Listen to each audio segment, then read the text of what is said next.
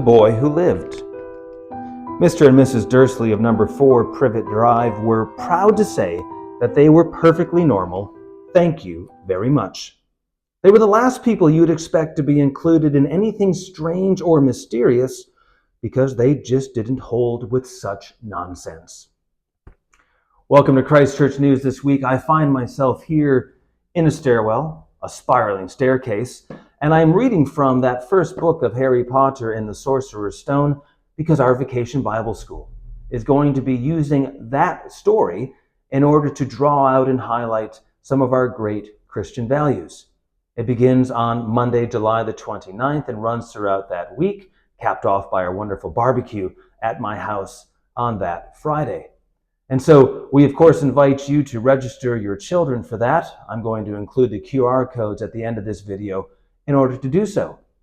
But we're going to be getting on the Hogwarts Express and going to that magical castle in order to experience the story of Harry Potter and his friends, and of course his fight against evil, so that we can highlight some of the wonderful values that we need in our life to get through and to get by every day, and to bring God's love, grace, and mercy into our world.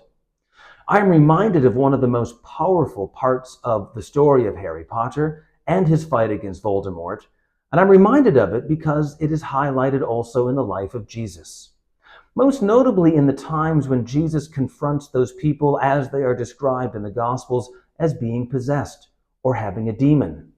And so often, the demons through these people shout out at Jesus, "Jesus, we know who you are.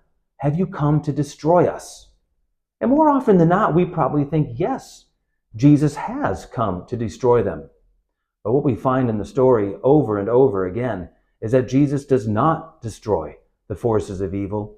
He casts them out.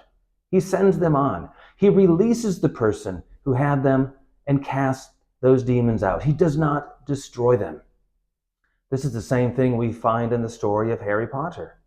Voldemort, his favorite spells are torture and killing. Harry's favorite spells are disarming and shielding. That is a perfect parallel and mirror of what Jesus did in his ministry, and I think what we are called to do as well. We are not called to destroy. We are called to free and to give second chances.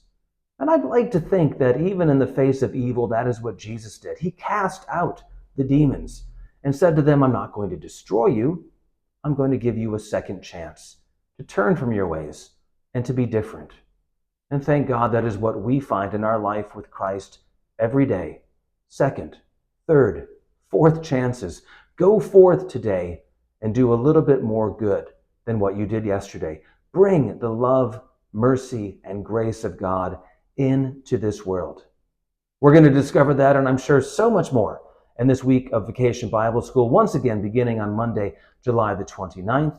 And once again, the QR codes are at the end of this video, so you can enroll and you can do the sorting quiz and figure out which house your child will end up in when they come to experience the magic, not only of Hogwarts, but the magic of living with Christ.